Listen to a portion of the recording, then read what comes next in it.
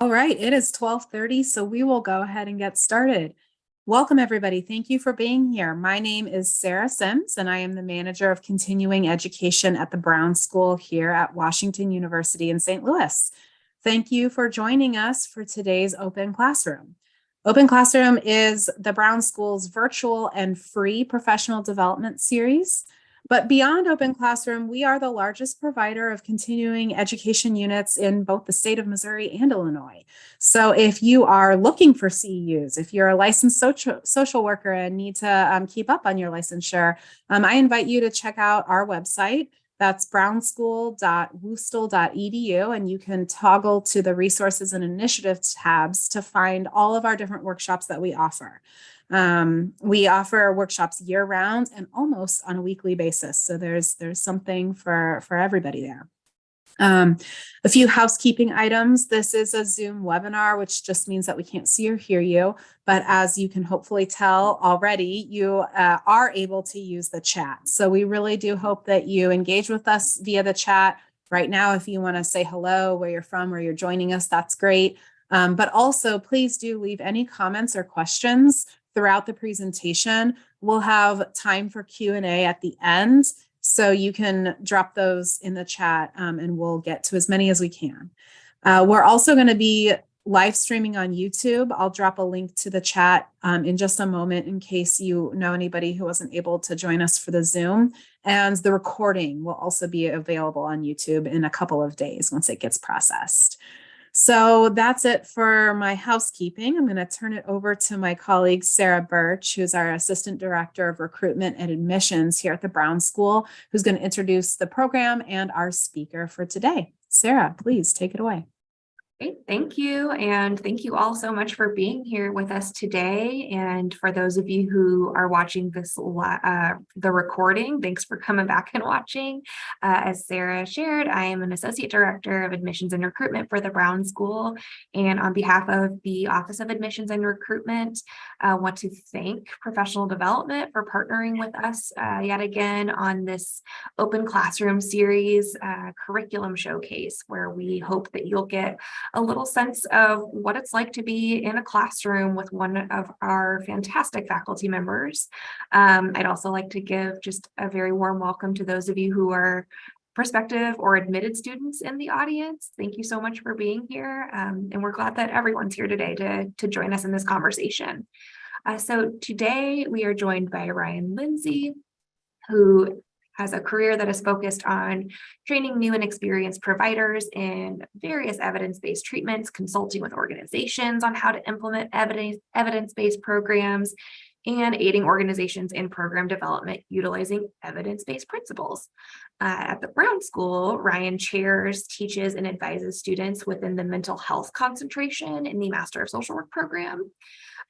He completed a postmaster's fellowship in the Department of Psychiatry and Social Work within the University of Michigan Health System, and as a result has developed specialties in several evidence-based treatments. He has extensive experience in assessing, intervening, and managing suicide and suicide prevention policies, which is the topic of today's Open Classroom. And so without further ado, I will turn it over to our presenter for the day, Ryan Lindsay. Thank you. And thank you to the Office of Professional Development for inviting me to do this presentation. Hey, Polly, I see you. I just want to give a little shout out. So a little bit about me. Who am I? And, why am I qualified to have this conversation with all of you all today? One, I'm trained as a clinical social worker, although I'm a faculty and do mostly teaching and consultation. I've spent 20 years either as a clinical social worker or consulting and supervising and developing programs and consulting around practices related to suicide risk assessment, intervention, safety planning, and treatment. And so my area of specialization is really in the application of dialectical behavior therapy, which is an evidence-based intervention and the most researched and robustly researched evidence-based intervention that addresses suicide. But also I have experience in teaching and consulting around brief CBT interventions for suicide. A lot of what I do love to teach people about is the entire process of suicide risk assessment. As it turns out, if you are a professional, very few of us got formal training in suicide risk assessment. In fact, less than 20% of programs at the master's level even have formalized training around suicide risk assessment, intervention, and safety planning. And so it's something I enjoy spending my time sharing some wisdom from my practice experience, but also in my academic and teaching roles. And so it's a little bit about my background. So I want to orient ourselves to the conversation, because we're going to have a conversation about using safety planning to prevent suicide. We also have to kind of think about how we interface with individuals who are thinking about suicide, and all the different systems that we might interact with people at, and opportunities to conduct and engage in safety planning as not only a therapeutic intervention, an evidence-based intervention that it demonstrates reduction in suicidal ideation and attempts. And so when we kind of think about, we often have a conversation around suicide in our profession. We often talk about how many people lose their lives to suicide a year.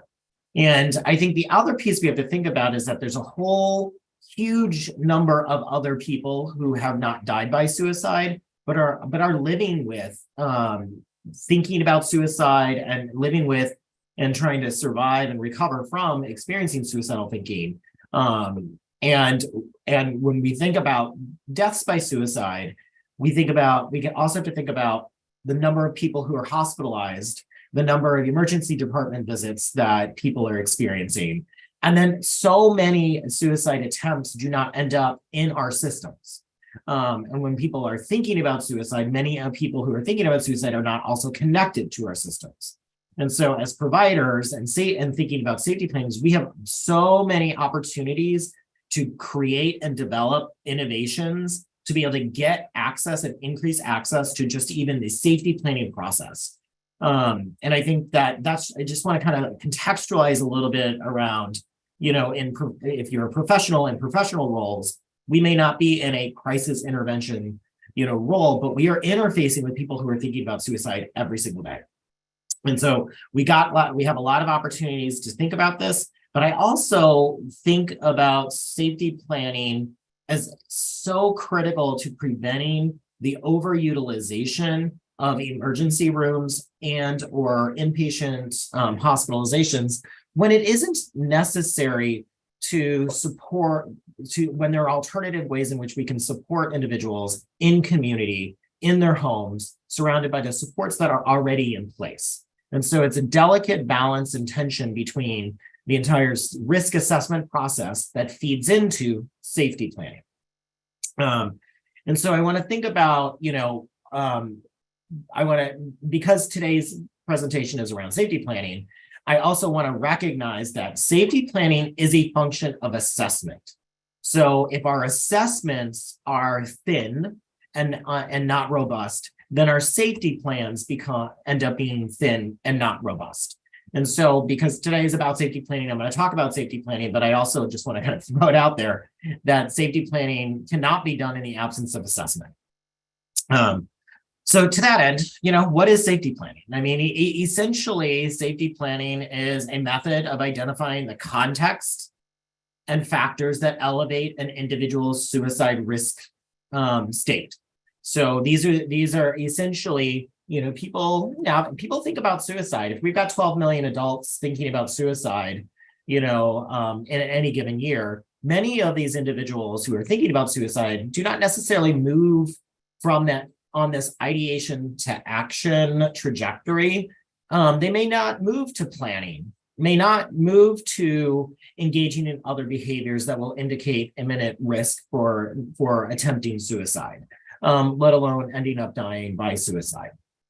And so when we kind of think about the context, we need to think about what are the kinds of context elevate an individual's baseline risk for suicide. The other thing that safety planning is really designed to do is identify specific prevention-related activities that we can engage in or help people engage in or identify to prevent maybe the situations and contexts that tend to prompt thoughts of suicide or planning or beginning to kind of collect means or start moving they're elevating their risk towards attempting suicide. The other piece to this is that it includes the identification of specific coping in the moment strategies. So these are the kinds of strategies I kind of think about them as immediate distress tolerance and like blocking action coping. So a set of coping that people can do to put distance between maybe the action urge or the thought to end one's life and making an attempt to end one's life. And then there's another set of coping strategies that are more long-term that kind of help to reduce, our vulnerabilities over time to being at risk or elevating our own risk for suicide. In addition to the safety planning piece, we're identifying these internal and external coping strategies that can look at both short and long term. We're also looking at who are the non-professional supports that people can engage with. So I kind of think about the non-professional supports are the people in one's life that help people feel safe, the people in people's lives that maybe know that the person is struggling and can have direct conversations about, and a whole host of different people and places that people can be around. In addition to this, our safety planning really is about identifying and really calling out those professional supports that somebody is already connected with, if that is the case. And sometimes our job is actually connecting people to professional resources to help support the ongoing recovery for folks that are thinking about suicide. And then finally, a list of community resources that people can access. So ultimately, this is a document or some kind of method that is tangible. It's something that people can access when they're in a crisis. They can access outside of a crisis, so they can do, pre-planning and coping ahead strategies. And that, when one is in a crisis, they can look at it and say, okay, I'm going to do this, and then I'm going to do this, and then I'm going to do this. So that people are not up to kind of thinking about problem solving. It's already written out for them.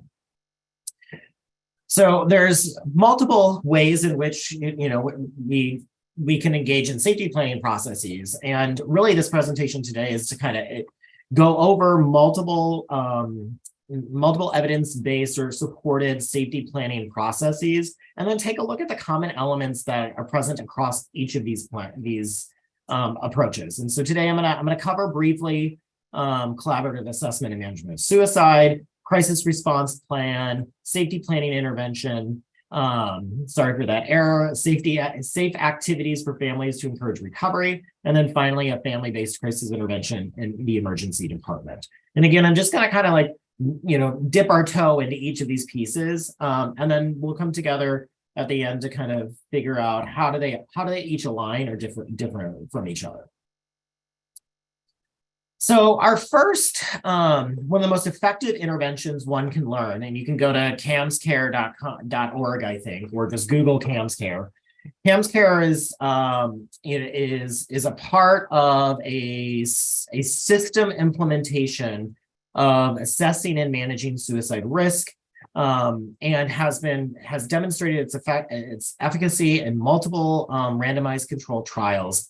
And there's a whole public health approach to disseminating this information that any of you, if you wish, you can sign up and receive certificates on, and gives you not only an assessment process, but also a treatment and intervention approach that has demonstrated effectiveness in the reduction of suicidal ideation. And so what CAMS has really demonstrated versus other interventions is really about lowering suicidal ideation, general distress overall, acceptability of treatment, and it increases hope. So this is a well-supported intervention for suicidal ideation that incorporates elements of a safety plan. So that this is a part of a larger package, but also the safety planning process is embedded within this process, within this approach.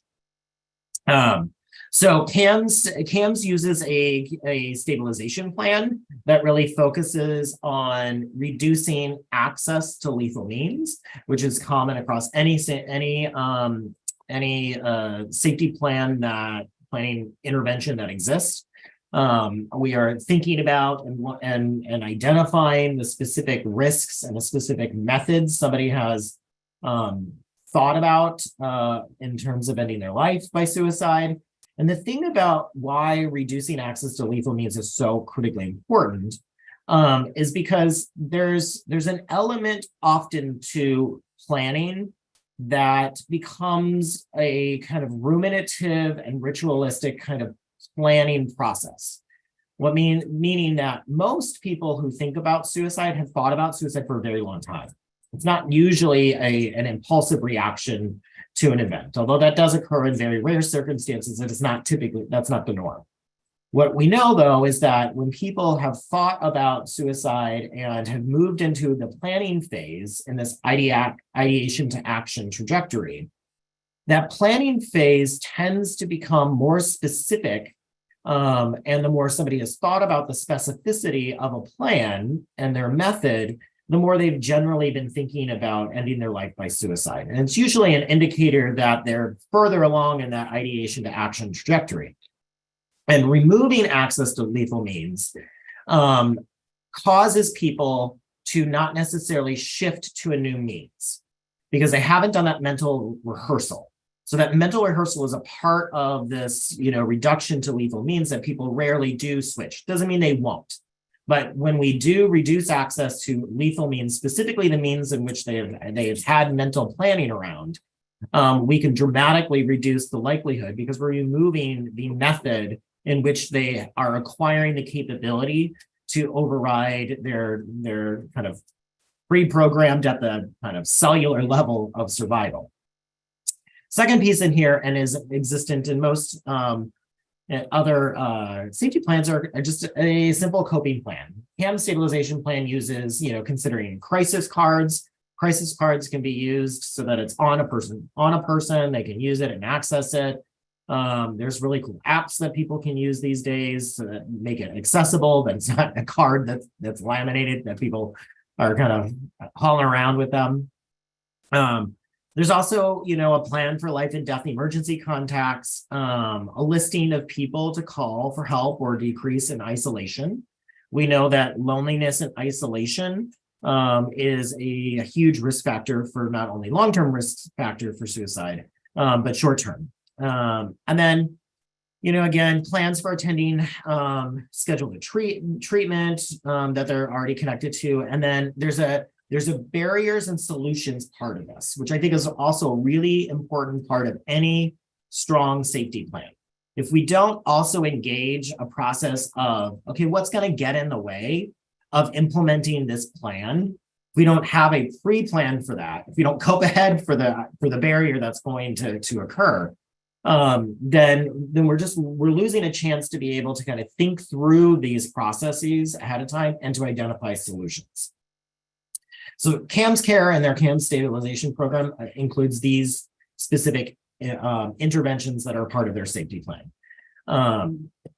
A second piece is, so when you kind of think about the research on safety planning, most of the research on safety planning came originally from studying larger packages of treatments like dialectical behavior therapy, or a CBT for suicide prevention. So there's a larger package of treatment.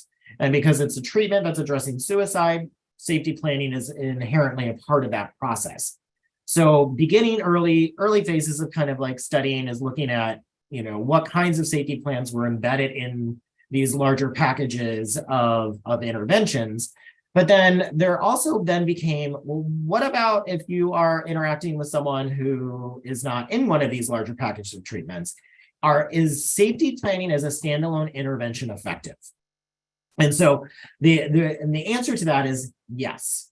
So creating a safety plan is standard of care, we know that, but it is also more than contracting for safety.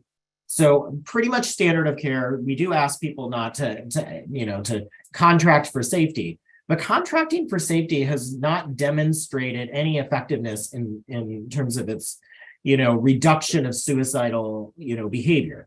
What I will say is this, like when if we write a contract, meaning we're writing something on a piece of paper, I will not end my life by suicide, or I promise I'll follow the safety plan. That kind of handwritten stuff generally does not demonstrate effectiveness. But I will say what does, in my experience, work really well is that if somebody makes a commitment to me as a human being, as Ryan, as your provider, as someone who cares about you, or a commitment to a family member, or a commitment to a loved one, or somebody who's a trusted individual that in their lives, that they make a commitment to following the plan. That is a very effective strategy. And people tend to not be able to say, yes, I can commit to that, when they generally cannot do it and genuinely cannot make that commitment to themselves, to other people. They honor those relationships. So to the use of the relationship and the humanness of this kind of intervention and conversation around somebody's life, in my experience, has been one of the most effective ways to gain commitment to following safety plans that are established. And people are generally pretty honest about that. Doesn't mean there are not cases in which, people are, telling, maybe committing to something when they're not really planning to follow through on that. And, as a provider, that's a part of my clinical assessment to determine whether or not, there's sufficient evidence to believe or trust that what they've said to me, or if there's a motivation to overcommit to something. Or to kind of deceive me because they're wanting to follow through on their actions. It's a part of the clinical process that I have to make that determination as well. What we have found is that safety planning as a standalone intervention has not only demonstrated its effectiveness, but it's done it in randomized controlled clinical trials, which is a really important part of the rigor around that. It's just standard of science. And we now have safety plans implemented in many settings. And I'm sure most of you are here today because you're in a setting where safety planning is a part of your workflow. So one of the first safety plans that were studied independent of a larger package is the crisis response plan from Brian and colleagues. And so what they did in this 2017 study was look at, contracting for safety, which is considered, treatment as usual or standard of care, because they're often, contracting for safety is still a part of these processes. They're still embedded in many of them, and we're still expected to kind of ask for this contract, defined very broadly, versus actually engaging in the crisis response planning. And so what they found in this 2017 study was that it suggested a 76% reduction in suicide attempts when you are in the crisis response planning arm of the study. And essentially, the outcome of this is asking somebody to not end their life can be an effective intervention, but what's even more effective is helping people think through a process of utilizing skillful means in the midst of a crisis in order to block suicidal behavior. And so the idea here is that a crisis response plan, or a safety plan here, and an intervention is really about enhancing our coping, knowing that most suicidal ideation and episodes are transient. So they're episodic, they come and go. There tends to be something in the environment or inside internal experiences that set off or elevate or activate suicidal thinking. So it moves them from a baseline state of non-action into an elevated state that moves them further on that ideation to action trajectory. It tends to return to baseline. So the episodic nature of suicidal crises really kind of dictate and kind of suggest that, what we most need to be doing during that time is engaging in a set of strategies that block suicidal behavior. That alone is not going to stop necessarily suicidal behavior from coming around or thinking from coming around.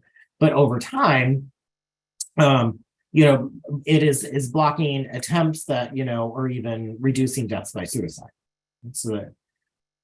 So the crisis response plan elements, similar to the CAMS Care program, looks at personal warning signs. So what are the internal and external signs that suicidal ideation is on the scene or is elevated?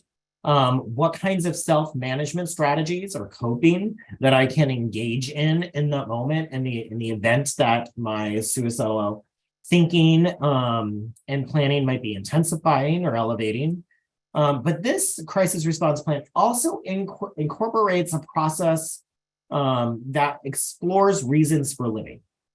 So reasons for living is basically the assumption that people will stay alive if there's meaning and reasons to live.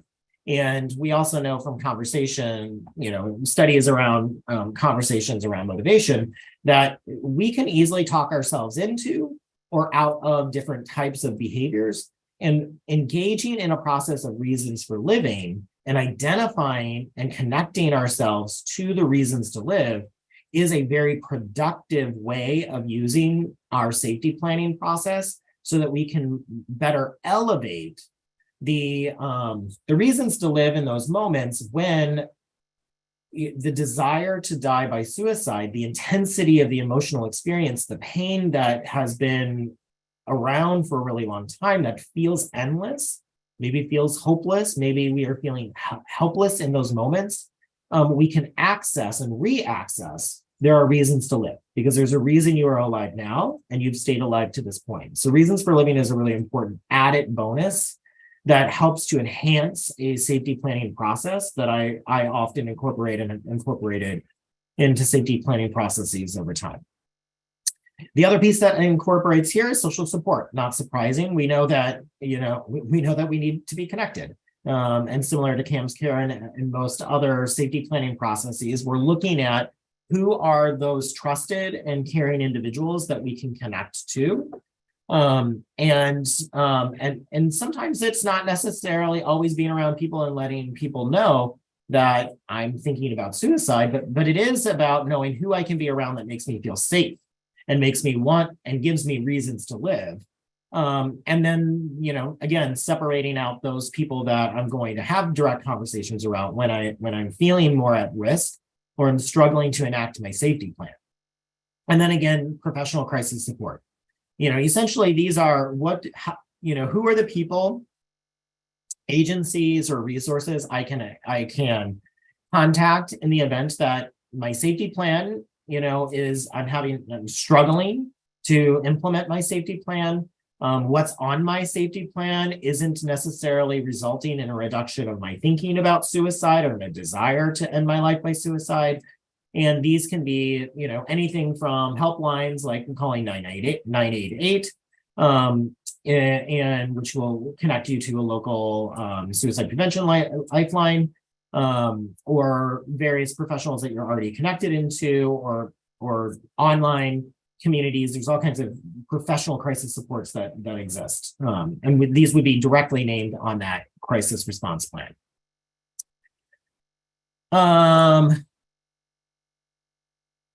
The next one I'm going to talk about which is probably the most commonly implemented safety plan in large systems, which would be the Stanley and Brown safety plan. This comes from the safety planning intervention and came out of emergency departments and implemented widely in emergency departments. This really came from a philosophy of thinking about, okay, there's such a large number of humans and who interact with maybe the emergency department in the midst of a suicidal crisis that upon discharge are unable to either be connected to or do not follow up with connection to either outpatient or next step level of care down. And so the idea here came from other types of brief interventions that are often utilized in practice when you're only going to have one or two interactions with someone that are brief, and have a therapeutic benefit.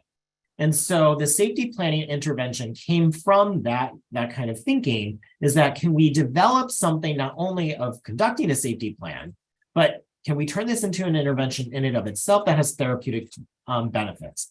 And to this point, to this day, to date, we've had safety planning interventions implemented in emergency departments across the country, trauma centers, crisis hotlines. 988 implementation uses a big part of the Stanley & Brown safety planning and has it as a standard part of its implementation and has been designated best practice. And so there's been a lot of study around this.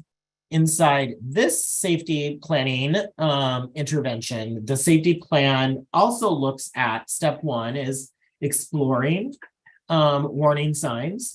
Those internal and external cues that signal that suicidal ideation or crises might be on the scene or imminent. Exploring first internal coping strategies. So the idea here in the safety planning intervention is actually to help people first use their internal resources prior to moving towards external resources to help co-regulate or engage in safety planning processes. And a big part of this is teaching individuals that they have already engaged in a whole host of coping that has helped them to survive to this point.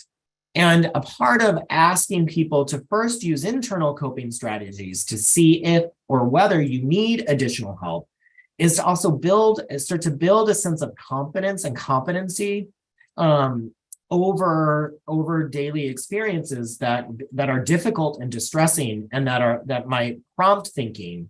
But it also teaches that you are able to be able to manage these things on your own as well.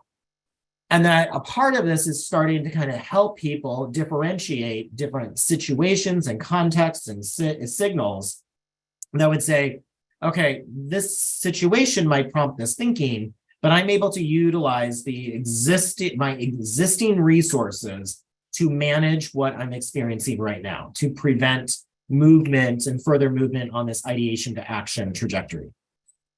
And then it's also helping people think through, well, how do I know when my internal resources, my internal coping or my existing coping that I'm used to using is insufficient and I need some other form or other strategy to help block suicidal behavior? And so the next step in that is identifying, again, those people in social settings that provide distraction. And again, it's about where do I feel safe? Where do I feel like I belong? Who are the people I trust?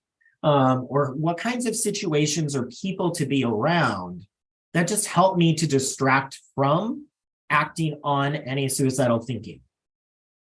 And then there's the other differentiating between that is that's kind of more of a passive. That's not sharing that I'm here in this group thinking about suicide. That's I'm in this group because I feel connected or want to feel connected, or that group in it of itself helps me to think about other things rather than ending my life by suicide. When that isn't something, we need additional help. So this is meaning, okay, my internal coping strategies have not really panned out because either the intensity of it is too much. I've tried the things that I know how to do and they're not seeming to work. I've put myself in these distracting kind of places to have this temporary relief. Doesn't seem to be getting suicide off my brain. These are the warning signs that say I need to reach out for further help. And so these are people then in one's life that are in their immediate sphere and circle that understand that the person is struggling with thoughts of suicide and ideally can help them implement safety planning in that case. And then knowing when the next step is knowing when to say, my friends and family and loved ones are not the place I need to go for help. This is a situation where I need to go to the people who I'm connected to professionally.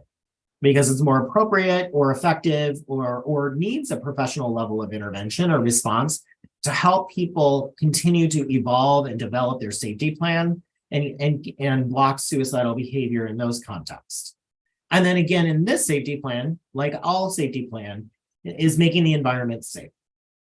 What I will say from a safety planning context, in my experience, is that the means in which I'm most concerned about are firearm safety, number one. If you're in Missouri, 60% of suicides are by firearms, and they're generally found in one's home. And about 50% nationally, if not a little bit more than that, of deaths by suicide are by firearms. So firearms are extremely lethal. Additionally, survival rates from a firearm-related suicide attempt is very low. So it's a very lethal method. And so firearm safety and conversations about counseling around safe storage of firearms is critically important in this conversation. So that's number one. So I want to kind of think about that. Is there access to, and can we have conversations on that? For anybody who hasn't completed the Zero Suicide Initiatives, they're now housing the counseling on access to lethal means training, CALM training, that is free.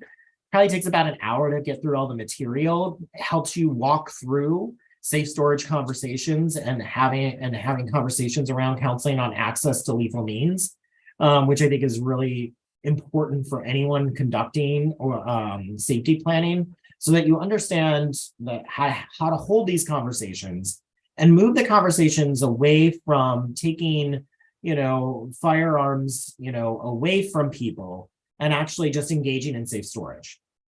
And there's a lot of different methods in which that are available to safely store. And there's a lot of amazing work being done in communities that are helping people store their firearms outside of their homes, potentially at gun ranges, and other places that can that remove the immediate access to a firearm in the event that a suicidal crisis reaches that point.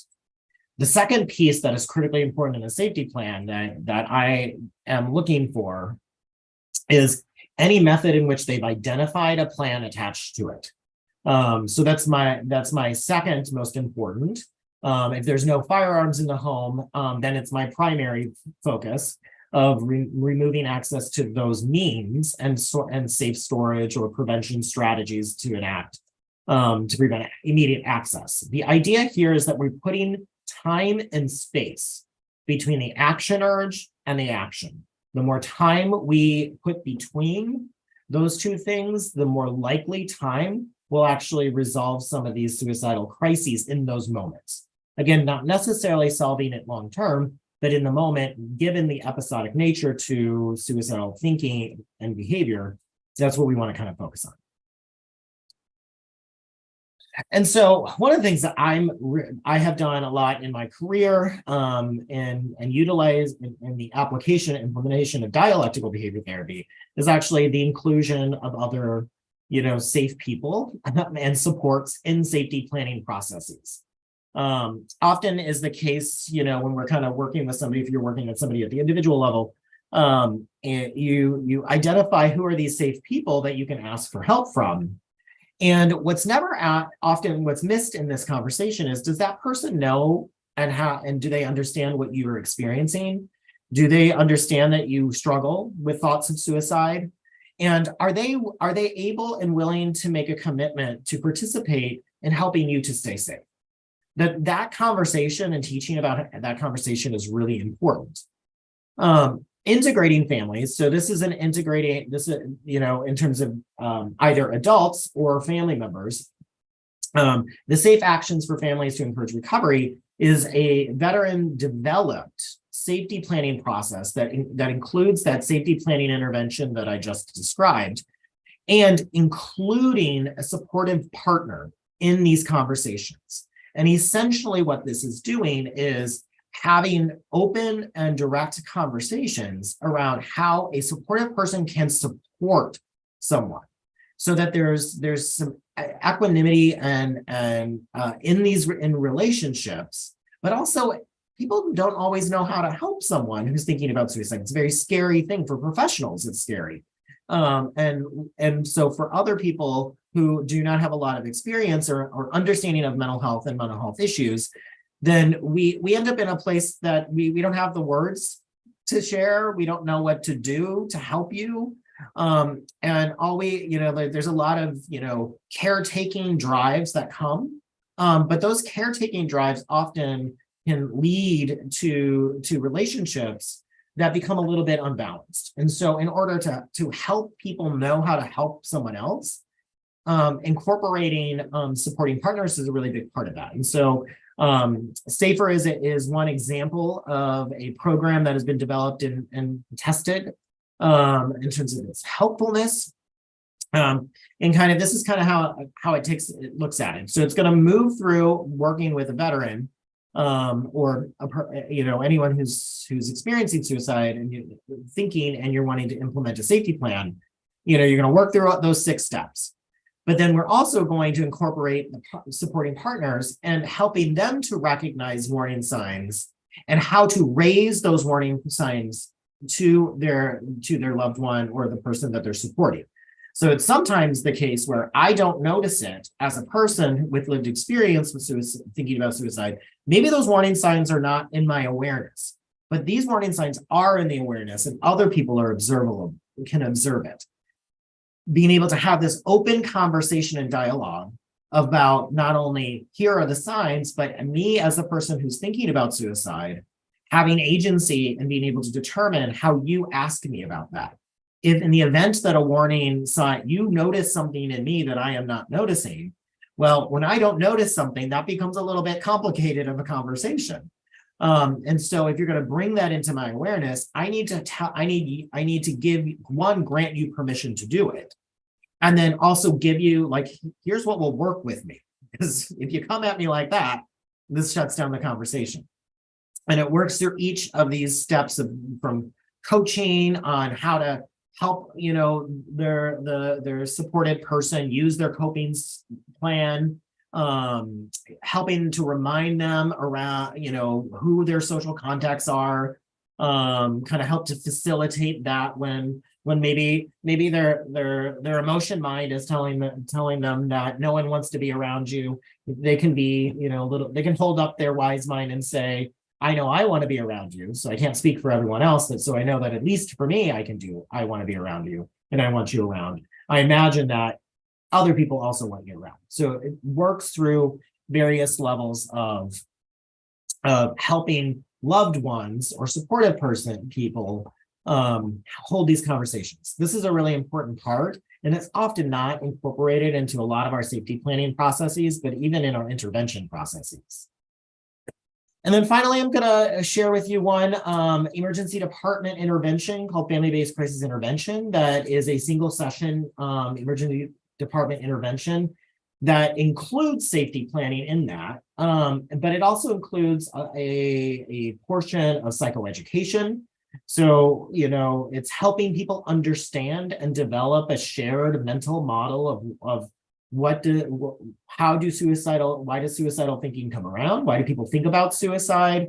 Why do people plan suicide deaths? And then also how points of intervention with that. It helps to dispel myths around suicide. It also identifies specific skill building necessary. So how can we work with suicidal thinking or other methods of thinking that tend to either maintain or amplify and exacerbate our suicidal thinking, behaviors that reinforce or keep us in suicidal crises, and also addresses, problem solving. And I think about problem solving is both those things. Is there something we can solve so these contexts don't exist in your life at all? Or is there also ways in which we can respond differently in the event that it does happen? And then this intervention looks at therapeutic readiness. So it's not only about providing a therapeutic benefit in this brief session, it's also about, okay, are you ready to make a commitment to further treatment? Knowing that a one-time, one-session ED intervention might be therapeutically beneficial long-term for some. For many, there needs to be further connection to services. And that's really designed to kind of reduce this loss between the discharge and follow-up appointments. And then that includes jointly developing the safety plan together. So what are the common elements? All of these identify some risk and protective factors. They identify warning signs that risk is elevating. So those are those internal experiences. It also identifies prompting events that elevate those risks. So those are the contexts. It looks at both internal and external coping, identifies and elevates the role of supportive people, places, and spaces. These are crucial for folks as they're managing suicidal thinking and all the emotional elements that go along with those thoughts. And all of them include professional contacts as well as other help seeking or resource lists specific for clients. And then finally, things that I have learned, and I've conducted hundreds of safety plans in my career. I've reviewed hundreds of safety plans in my career. And here are some ways in which people can think a little more thoroughly about this process. First, I think that we have to do a better job of pulling out existing coping. Every human being you're interacting with that has thought about suicide has not died by suicide. So we know they're already coping. Our job is to sift through, even if somebody doesn't believe they're engaging in coping, we have to be knowledgeable enough to be able to spot coping and name it for someone so that we can then also tailor by coping and tailoring coping to existing assets. So, if you have, I can't tell you the number of times I have seen journaling on a safety plan. And journaling is fine if a person tends to journal. As a person, me, who has never journaled really in my life, and when I've tried to get into the habit or the experience of journaling is just not my vibe. And so the likelihood of me taking journaling and then doing journaling, and meaning I have to make it a new skill. So I got to learn to do it. So I got to acquire it. I got to do it enough that I can find some benefit to it so that it becomes just natural to me is really unlikely. So we want to not just kind of pick random stuff. We want to individualize and tailor it to that person. In the event that somebody is in a space where they literally cannot identify a single coping strategy or thing that they care about, which does happen, then this is the point in which we do have to teach a new skill. But if we're going to do teaching a new skill, they have to be very concrete. There has to be just one, maybe two, not even that. And not only that, we have to know the skill enough so that we can do it in a way, we can teach it in a way that's very concise. And then we got to practice doing it. If you don't add behavioral rehearsal to something you are learning, you will not remember anything. It is next to impossible, or it has very low probability that it's going to end up showing up in their skill repertoire when they need it the most in the crisis, which is the point in which they are least likely to be able to access their wise mind in that context.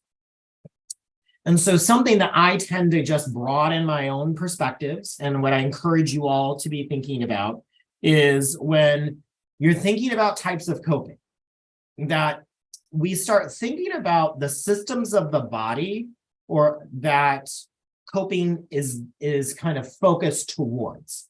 So I want to think about what kinds of things can I do that affect my thinking? What kinds of things change my biology? What kind of coping changes behavior or blocks behavior? What kinds of coping directly reflects or influence my emotional experience in that moment? And then also what kind of coping both benefits from interpersonal interaction, and also what kinds of interpersonal interactions actually cause and set off, suicidal trajectories that I would want to plan to avoid. So we kind of, co-regulation is a really important part of this conversation. We're being around people and feeling connected. And what we don't want for any human being is to over rely on any specific coping strategy. What we need is robustness in our coping strategies so that we have a lot to pull from depending on the specific context. And so if I'm somebody who, say you are a journaler, okay? If you're in a place where there's no journal access to be had, or you're in a meeting, or you're, actively, you're walking down the street, journaling isn't accessible to you. So what is the alternative to that? We need to be able to kind of build some algorithms based on I kind of think about it as it's stressor specific. So what stressor is causing, and what is my response to that, and what is the system that is being dysregulated the most, and then pick coping from that. All right. That is my presentation and a bunch of references. I'm now open for some questions. Awesome. Thanks, Ryan. And really, really great information. I think certainly for professionals in the field, but also just on a personal level, this is really fantastic knowledge to have. So appreciate you. First, we had a question, a logistical one. Could the slides be made available after the presentation? Yeah. Great. So we'll be sure to have those posted on the website so that you can access them later. And then next question is from Kaylee, who said, I love the idea of engaging other supportive people in the safety planning process, but I worry about the burden and emotional impact on those folks. Thoughts on how to navigate that? Yeah, it's a real tension. One of the difficulties that, and actually one of the consequences of experiencing a mental health condition is being in relationships. It's often the case that relationships can become unbalanced, where the emotional burden or caregiving or supportive element defaults to one person more than another.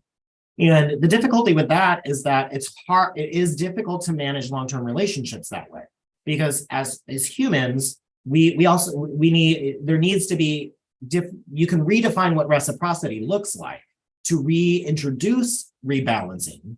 And what we need to make sure is that people are, attending to that and investing in that. And so my general perspective around that is, who are the people that the person's living with? Who, if that person has a spouse or loved one, they're in a relationship, these people are already managing this. This is rarely done in isolation, so that's already a part of it. And when my experience has been, most of them want to understand how to do it better, because they love this person, and so they want to be able to engage in that. What I don't like having done is asking people to be a part of something and not giving them agency to choose. And so a part of that is also teaching and working. For me, it was working with clients to be able to hold that conversation that gives the other person a legitimate and validated reason to say, I can't serve that role for you. And that does not mean I love you any less. The problem is, if I get into that role, I will start to actually love you less. So I want to not love you less. I want to love you as much as I love you right now. So me being the supportive person to you is kind of, misaligned to that. So we need to figure out some other people that you can engage in if that's the case. And so there are, to me, it's about a sense of agency and promoting a sense of agency. So versus you have to do this. If anybody presents it, you have to do that. It takes agency away. And that's a threat to long-term longevity in relationships. That makes a lot of sense. Thanks, Ryan. Next question from Alexis. At what point would you introduce safety planning with a client? Would it be only if there are warning signs for suicide, or do you introduce this preemptively? Yeah, my general practice, and I think anybody in most settings should have a kind of universal screening process that asks some screening questions around if somebody's ever thought about suicide or made an attempt to so usually in studies and surveys, it's have you thought about suicide ever in the last year? Have you made a plan? And have you ever attempted? Those are kind of screening questions that you can kind of ask about. And that should be general intake packet kind of things if you're in a mental health setting. In other settings, you have to think about how you gather that information. That then triggers what you need to do, but it doesn't, even if people respond no to that, I still actually ask more. I ask the question so that, I can better understand it. And from that piece, that might not be something I'm starting with. I would like rapport to be built, if a strong safety plan is going to occur, but also settings, will drive when that question gets asked versus not, or when it gets asked. So the answer, it just depends on setting and context in your practices. So sorry if that's not a little more specific. Great, thank you. All right, another one of our guests asked if there has been an increase in Black male suicide since COVID. That data has not fully been published. Most recent data, I believe, is 2020 that's been finalized. I don't know that 2021 or definitely not 2022. There's usually a strong lag. There's a lag because they have to confirm a lot and I don't know where that lies. What I do know prior to is that it's not just Black males, it's Black youth 8 to 10 that have increased. But then there's some other data that is also suggesting that there are definitely rises in the Black community, period. And something that must be addressed. Absolutely. Desiree confirms 2020 data is the most recent. Thank you. Thanks, Desiree. Collective work together. I love it. That's right. All right, a couple more questions. It looks like we've got a little more time still. Cass said that I find in my role of crisis intervention that many parents are not aware of how to help and where to start to help. What are some resources for psychoeducation you recommend or have utilized to increase suicide prevention awareness and enhance communication for parents? Yeah, there's a lot of amazing resources from the Suicide Prevention Resource Center. I tend to take a lot of the information that is out there and then tailor it to my specific setting. So for instance, if I'm doing a lot of work with families and I'm doing crisis intervention, the thing that I want to know the most is what a person's mental model for suicide is. I need to understand what that means is I need to understand how that person thinks about what suicidal behavior is, what causes suicidal behavior, what does it mean, what are the contexts, so that I understand where I'm starting with, and I can also hear where there's opportunities to have further conversation around, myth busting in these contexts. But if I don't understand how a person understands the causes and context relevant to suicide and its meaning, for in the world and in communities, then it's difficult for me to engage someone. So my first piece around that is tailoring a set of culturally responsive questions of better understanding how they make meaning of this experience. What does it mean within their family? How have they learned about suicide? What does their religious or faith community think about and speak to suicide? What does community look like and speak to? And what are appropriate interventions that would address it based off of that?